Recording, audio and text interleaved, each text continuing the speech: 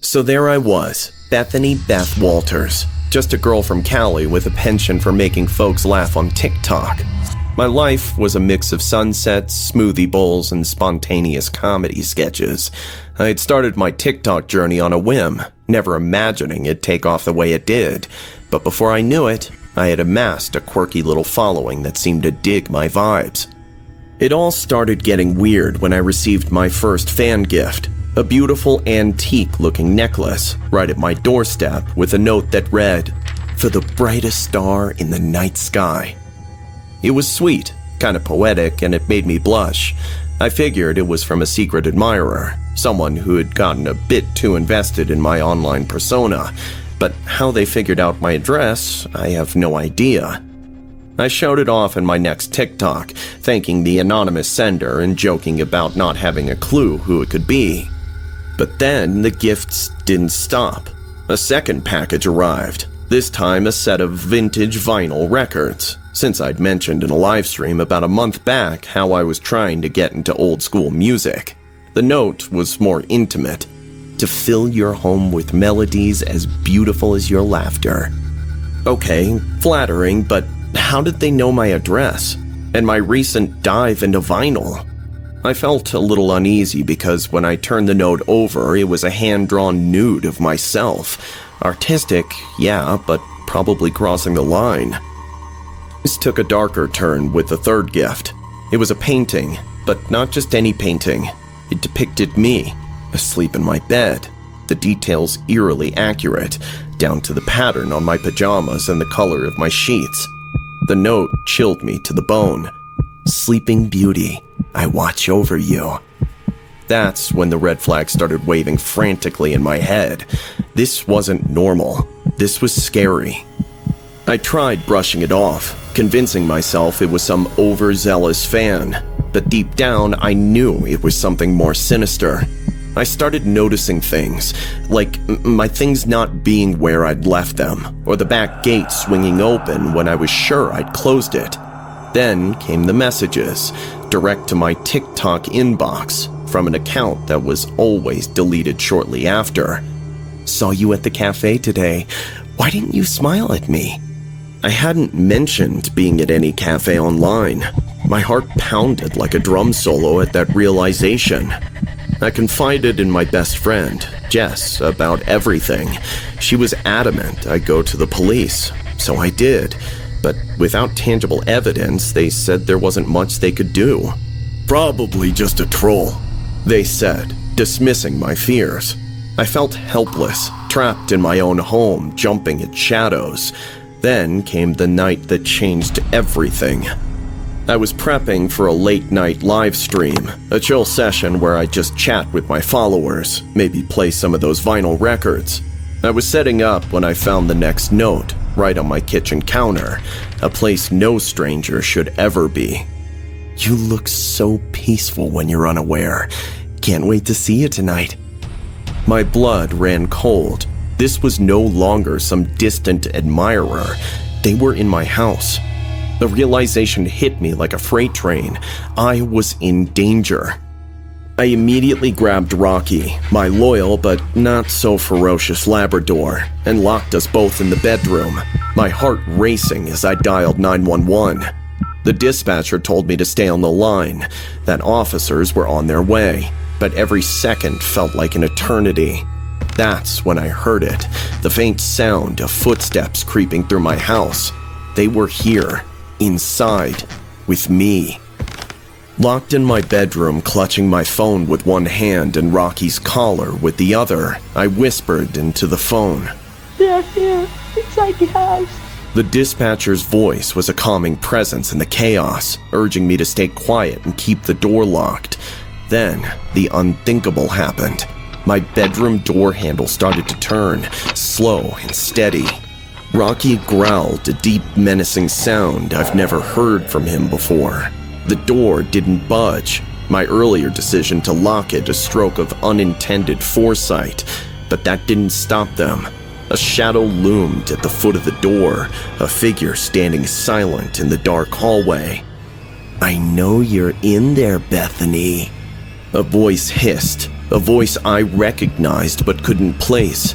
A voice that had whispered to me from the shadows of my own videos and dreams. "You can't hide from me, my love. Don't worry. Open the door. I just want to make a sketch of you." Terror gripped me, freezing me in place. This wasn't just a stalker. This was someone delusional, someone who believed their own twisted fantasy. Rocky barked furiously, his body tense and ready. The dispatcher's voice broke through my panic. "Officers are almost there. Stay on the line with me." Then, in a moment of pure horror, the psycho began to throw himself against the door, each thud a hammer strike to my sanity. Rocky lunged forward, barking and snarling, his instincts to protect kicking in full force. And then, he punched at the weak wood of the door before grabbing a baseball bat and hammering it again and again and again. The door broke, and the psycho put his face inside, smiling, looking at me. A shocker. I had seen him before somewhere, but had no idea where. "It's about time, darling. Why don't you take your robes off and settle on the couch? I have my sketchbook right here." I was about to scream when suddenly the weight against the door stopped and he was pulled down. Silence filled the house, a silence more terrifying than the noise before. Rocky's growls turned to whimpers. Even he could feel it, the shift in the air. The next moments were a blur.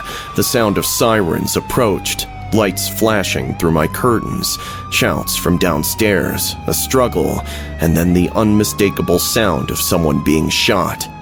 When the police finally came to my room, I was a mess, tears streaming down my face, Rocky my only source of comfort. They told me he had a knife, that he planned to take me away from a world that didn't deserve us.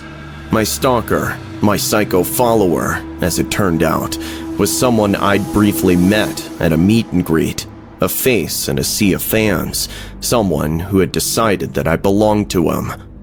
The aftermath was a whirlwind of statements, investigations, and an outpouring of support from my online community. But something inside me had shifted. The world felt darker, more dangerous. I decided to stop posting TikToks, focus on healing, on rebuilding the safety of my personal space. Rocky became more than a pet. He was my hero, my protector. He sensed the danger before I had, his loyalty never wavering. It was his bark, his fierce defense, that had ultimately saved me, giving me the courage to endure those terrifying moments before help arrived. Reflecting on those harrowing nights, I realized how easily I had opened my life to the world, naive to the dangers that lurked in the shadows of fame. As for my psycho stalker, he was sentenced to a long stint behind bars, a small comfort in the grand scheme of things. The experience taught me the true value of safety, of trust, and of the strength we find in the face of darkness. It was a lesson I'd never forget, a story that would always remind me of the light that exists within us, a light no shadow could ever extinguish. I remember the day Dean slid into my DMs, smooth as butter, his words sweet as honey. He had that true Texas charm, talking about his sprawling ranch outside of Lubbock and his love for the wide open skies. Said he was a big fan of my travel vlogs and thought a collaboration would be just the thing my followers would eat up.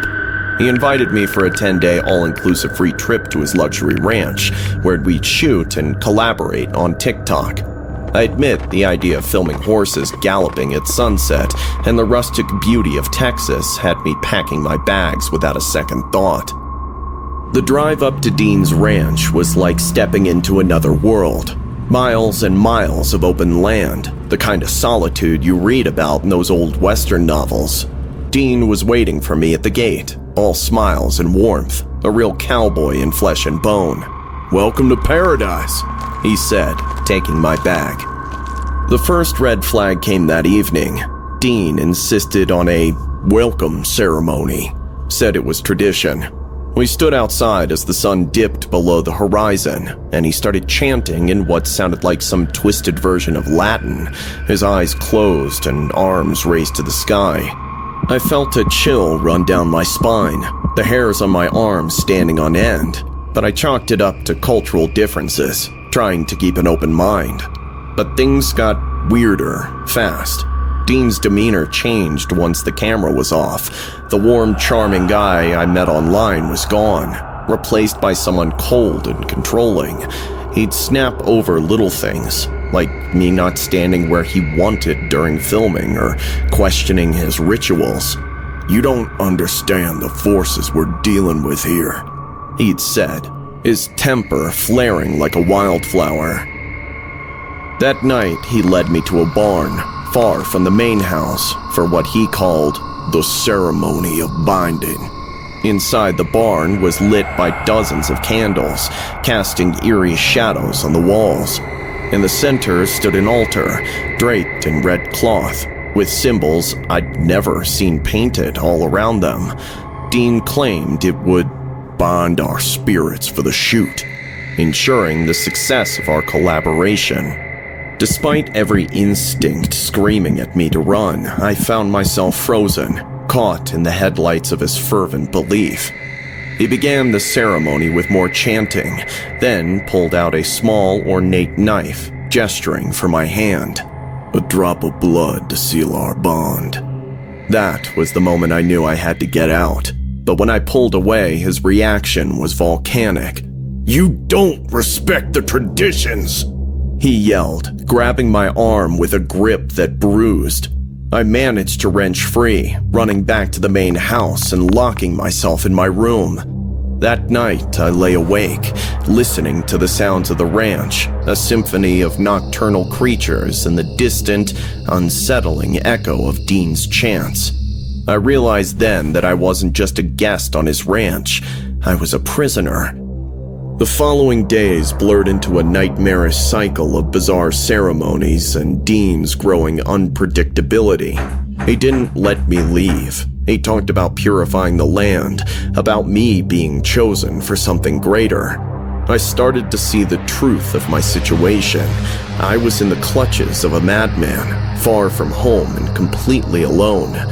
As the days melded into each other, each one a little echo of the last, my sense of despair deepened. Dean's ceremonies became increasingly deranged, each one supposedly a step closer to some grand event he kept alluding to but never fully explained. In one, he sacrificed a newborn horse, rubbing its blood on our faces to cleanse our vibrations. In another, he invited his local friends, and it led to a ceremony where I was tied to the center, and they took turns to feed me raw chicken one by one. "You'll be the heart of it all, Paris," he'd say, with a fervor that made my blood run cold. "The final ceremony'll change everything." I knew I couldn't wait for whatever twisted finality Dean had planned. My escape had to come from my own cunning. The idea struck me late one night. I still had my phone, though Dean checked it daily to ensure I wasn't calling for help, but he never thought to check my TikTok, assuming it was just frivolous nonsense. I began crafting my posts carefully, inserting hidden messages in my videos, a plea for help in the description, coded in what seemed like innocent travel tips. Coordinates of the ranch subtly highlighted in the background of a shot. It was a desperate plan, but it was all I had. Today, we're exploring the deeper parts of the ranch, I said in one video, forcing enthusiasm into my voice as I gestured to the dense woods behind me. It's wild and untamed, full of mysteries. Dean's mood swings grew more violent as the days passed. His anger erupted over the smallest things, a misplaced item, a moment of hesitation from me. But it was his belief in the ceremonies that truly terrified me. He spoke of them as if they were alive, whispering secrets only he could understand. The final ceremony was nearing. Dean promised, with a gleam in his eyes that chilled me to the bone. "You're almost ready. Soon you'll see." I posted my last video the day before the ceremony was to take place, a tour of the ranch that ended with a shot of the barn where Dean said it would all happen. Can't wait to show y'all what's next. I said, my voice trembling. The description read, Tomorrow's the big day. Can't reveal much, but let's just say it's going to be a blast. Wish me luck. In the background, if you look closely enough, were the coordinates of the ranch, written on a piece of paper pinned to the barn door. That night, Dean was restless, pacing the house, muttering to himself. I lay in bed, pretending to sleep, my heart racing. I heard him leave the house before dawn, heading toward the barn to prepare. I slipped out of my room, my phone in my hand, and made my way to the edge of the property. I hid in the brush, dialing 911, praying for a signal. Please, you have to help me. He's planning something terrible. I whispered into the phone when the call finally went through. The sound of sirens in the distance was the most beautiful sound I'd ever heard. Dean emerged from the barn, his face twisted in rage as he saw the police cars tearing up the driveway. No! You don't understand! It's not finished! They found me in the brush, shaking and crying, but alive. As they led Dean away, his eyes met mine, full of betrayal and madness. You were the chosen one! He yelled. You've ruined everything! In the aftermath, my TikTok became a testament to my ordeal. Each hidden message a breadcrumb that had led to my rescue. The world was horrified and fascinated by my story, but for me, it was a painful reminder of the terror I had lived through. Sitting in the safety of my own home, far from the wide open skies of Texas, I realized how narrowly I had escaped. Dean's ranch, his ceremonies, his madness, it all seemed like a bad dream, but the scars it left were all too real. A reminder of the darkness that lurks behind the most charming of facades. I had survived, but at a cost. My trust in others, my sense of safety, had been shattered. Yet, as I looked into the comments on my videos, the messages of support and relief at my safety, I knew I wasn't alone.